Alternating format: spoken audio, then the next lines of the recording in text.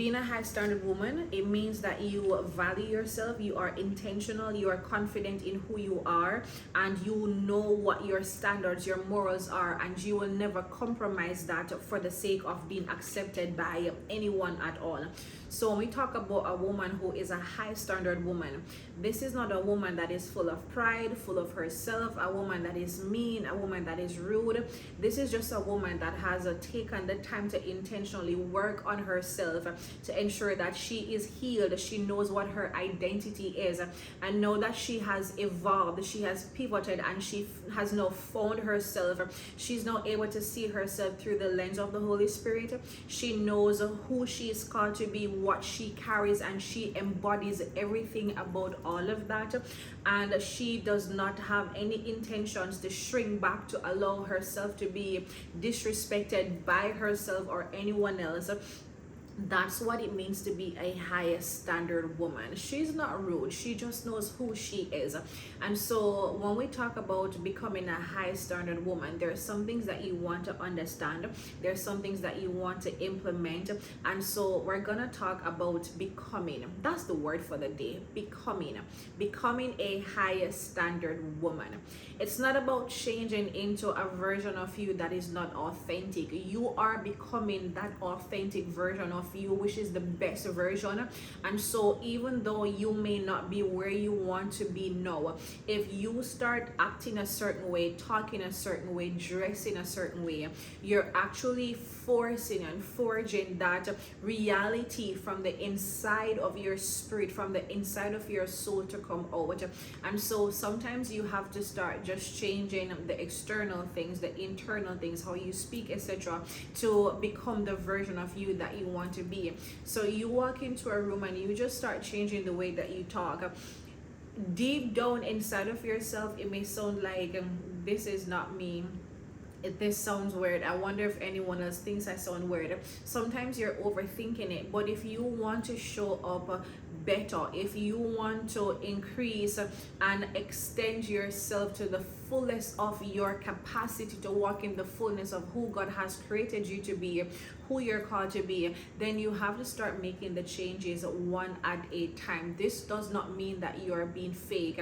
It doesn't mean that you're being phony. You're just changing the way that you speak, changing the way that you dress, changing your posture, changing the way you show up, how you groom yourself, because you embody and you envision something that is greater, and you refuse to be shaped by your past. You refuse to be shaped or seen or recognized by where you are right now. You may not have the money in your bank account to buy the latest of clothes. You may not have the money to go get your hair done every single 2 weeks. But guess what? Just by making small changes day by day, that makes you feel good. It matches your vision. It matches your assignment. It aligns with what the Word of God says about you being a virtuous woman, a Proverbs 31 woman. You're just taking small steps to get to where you want to get to. Don't let social media aesthetics fool you. Stay in your own lane and work at your own pace. So there's some things that we want to do as we become that woman of God, because sis, you're that girl, you're that woman, believe it or not. The first thing is you want to have a self-respect. You want to respect yourself in private and in public. So you're not constantly lowering your standards to be accepted. By respecting yourself, you are respecting the way that you dress, you're respecting the way that you speak. You absolutely do not need to be loud. You don't need to be aggressive. You don't need to be vulgar. You don't need to be that type of woman that attracts attention because of vulgarity. You don't want to be the woman that attracts attention because you're always rude. Being well poised, having high standards does not mean that you're rude or you're boisterous.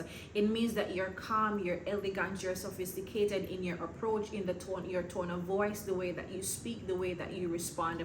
And so you have to learn how to respect yourself before anyone else is actually going to be able to respect you. When you respect yourself in the way that you speak, you respect yourself in the way that you dress. There are people that will decide if they're going to book sessions with you, people that will decide if they're going to work with you, people will decide if they want to be your friends, if they want to hire you. If you go for a job interview and you look like you're just rolling out of bed. You look like you just got hit by a volcano eruption. People, your employer will not hire you simply because of how you look. And so if you want people to respect you, you have to start looking the part. I'm not saying you're doing the most, but you have to learn how to start putting yourself together. I hate to see women going outside wearing the bonnets, wearing the rollers. I hate to see women going out with the bonnet. Like, take the bonnet off, take the little thingies out of your eyes, wash your face, put some moisturizer on, put some lip gloss on. Like I said, I'm not saying you need a full face beat of makeup. I don't like makeup, I really don't. So sometimes I'll put it on, sometimes it's just moisturizer and lip gloss. But you have to learn to put yourself together, respect your appearance, respect the way that you show up, if anyone else is going to be able to respect you. And so don't constantly lower yourself for acceptance of anyone. If you love dressing or looking a certain way, if it makes you comfortable, then that's what makes you comfortable. Don't lower it to make anyone else feel comfortable. Number 2 is that you want to start setting boundaries. Learn when to say no, and I'm gonna do a video about learning how to say no. I find that there are so many women that constantly say yes. They end up becoming burned out. They say yes because they don't want to seem mean. They say yes because they don't want to hurt someone else's feeling. They say yes for all the wrong reasons, and they don't say no because it's what they really actually want to say. It does not hurt for you to say no. It does not hurt for you to set boundaries. What actually hurts is not being able to set the right boundaries. So you don't allow disrespect, you don't allow inconsistency, you don't allow manipulation, you don't allow misuse, you don't allow people to speak down on you as though you're not standing in front of them or as though you do not matter. So you have to learn to set boundaries. I don't want you to speak to me that way. I'm not being rude, I'm not being mean, but you don't talk to me that way. You don't address me that way, in my presence or out of my presence.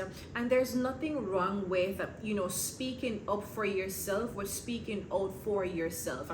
When you are a high standard woman and you know who you are, you know what you embody, you know what you carry on the inside of you, and you know that you are the child of a king, just by the way that you show up demands respect. But you have to get to a place where it is okay for you to say that I do not appreciate your tone, I do not appreciate this, or I do not appreciate that. Sometimes you have to learn how to speak up and speak out for yourself without coming across rude or thinking that you actually are rude. In some cases, the Holy Spirit will absolutely, as a high standard woman, tell you that you don't need to address everything or speak to everything, which means that now you have to start setting boundaries.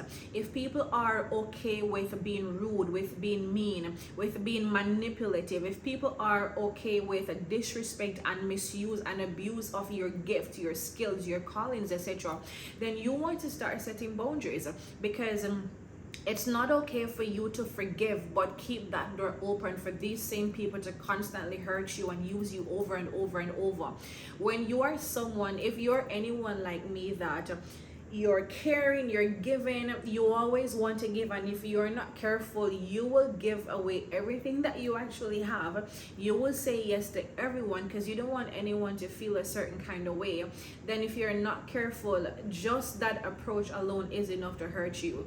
You have to be comfortable and confident enough to learn to say no and to close the door on some people, because understand that you can forgive people, but that does not mean that they have changed, and it also certainly does not mean that they're going to take accountability in what they have done, and they will keep hurting you. If you allow some people, they will keep hurting you, they will keep abusing you, because you keep opening the door for them to do that. This applies to family, it applies to church. When church leaders, when family sees that you are weak, that you are vulnerable, setting boundaries. If people are okay with being rude, with being mean, with being manipulative, if people are okay with disrespect and misuse and abuse of your gift, your skills, your callings, etc., then you want to start setting boundaries, because it's not okay for you to forgive but keep that door open for these same people to constantly hurt you and use you over and over and over. When you are someone, if you're anyone like me, that you're caring, you're giving, you always want to give, and if you're not careful, you will give away everything that you actually have. You will say yes to everyone because you don't want anyone to feel a certain kind of way. Then if you're not careful, just that approach alone is enough to hurt you. You have to be comfortable and confident enough to learn to say no and to close the door on some people, because understand that you can forgive people, but that does not mean that they have changed, and it also certainly does not mean that they're going to take accountability in what they have done, and they will keep hurting you. If you allow some people, they will keep hurting you, they will keep abusing you, because you keep opening the door for them to do that. This applies to family, it applies to church. When church leaders, when family sees that you are weak, that you are vulnerable, and that you're open to disrespect, they will keep doing it. If they see that you are afraid, they'll keep doing it. Bullies aren't just people who are in schools bullying kids. Bullies are grown adults. They see that you're weak, they see that you're fearful. If you allow them to see that, they will continue to bully you. And so as a high standard woman, you have to learn to speak up and speak out. We're not doing that. Don't do that. We are not playing that game. Listen, you need to set the record straight, okay, honey? Yeah. Number 3 is discipline. A high standard woman, you keep your word, you manage your emotions, your time, your finances, and your habits. You create a system, and you know what it means to be disciplined. When you're disciplined, it affects your finances. The spirit of poverty loves indiscipline. You cannot produce wealth, you cannot produce clients, high-end clients, you cannot attract customers, you cannot grow a brand, a business, a ministry if you are not disciplined, if you are not consistent. And so a high standard woman is a woman that knows how to be disciplined. When we talk about discipline, you can't be disciplined in one area of your life, but you are indisciplined in other areas. If you're going to break the spirit of poverty, if you're going to break bloodline curses, you have to be disciplined in every area. So when it concerns budgeting, working out, dieting, showing up, posting the content, doing whatever it is that you need to do to get you to where you need to get to, you have to be disciplined, keep your word, and follow through. Don't say something that you're not going to follow through. Don't commit to something that you're not going to follow through. Don't start something that you're not going to finish and see it through to completion. Number 4, a high standard woman is a woman of emotional maturity. You communicate instead of creating drama. You know how to speak and get your point across without having to shout, be harsh, or be rude. You know what it means to think before you act or think before you speak. And on top of that, the icing on the cake is you know how to take accountability for anything that you have done or anything that you have said. So if you have wronged someone, if you have done something that is not right, you know how to take accountability to have that fixed, so that way you are not held in contempt of anything wrong. So you know how to take accountability, you know how to manage and how to regulate your emotions. You think before you speak, you process before you say. You are kind, you are gentle, you're peaceable, you are meek, and those are the fruits of the spirit. That is what entails and describes someone that is high standard and also someone that is emotionally mature. Number 5 is standards in relationships. Stop accepting the bare minimum. You know what God has spoken for you. Stop accepting the bare minimum. There are a lot of women that think that I'm getting old, I'm not able to have children after a certain age. And so what they start doing is they start lowering their standards by saying, oh, maybe I'm dreaming too big. Maybe I'm expecting too much. And so you start dwindling down what your expectations actually are. You do not accept bare minimum, even when it comes to effort. If you're going to date someone that will go all out for you. You have to date someone that is on the same level as you are or even greater. If you know that you are a friend or you are a spouse that goes all out, marry someone that will go all out. You're someone that takes accountability. Have a friend that will actually take accountability as well. when you set a standard for yourself and you offer something to someone, you want that same energy, you want that same grace, you want the same love, the same attention to be reciprocated to you. And so do not accept the bare minimum effort from someone when you know that you are offering a certain amount of effort towards them. So you value honesty, you value accountability, you value communication, you value intentionality, you value respect. If you give it, it is supposed to be given back to you. When you are a high standard woman, you don't allow someone to disrespect you. The moment you accept and you allow disrespect, you're telling someone that it is okay for them to do that again and again. If you allow a man to hit you one time and you do not nip it in the bud, they're going to do it again. If they are rude to you and you do not pull it out from the root, they're going to do it again. Stop sitting and saying, oh, he hit me once, he talked down to me once, and he's not going to do it again, he was just upset. No, he was just having a bad day. No. If you are with someone, they hit you, they speak down to you, and you allow them to do it, they're going to do it again. So stop making excuses for people to say that if they're just having a bad day. No, that's not the case. You have to learn to kill it from the roots. Another point is your purpose and your passion. You're building something with your life. You think long term, not just emotionally or temporarily. You're not making decisions merely based on how you feel. You're not making decisions merely based on what is going on in your life right now. Everything that you do, everything that you pursue, everything that you're working towards, there is a long-term goal and a long-term effect. So you're building something with your life, not just temporarily, but you're building something that will last.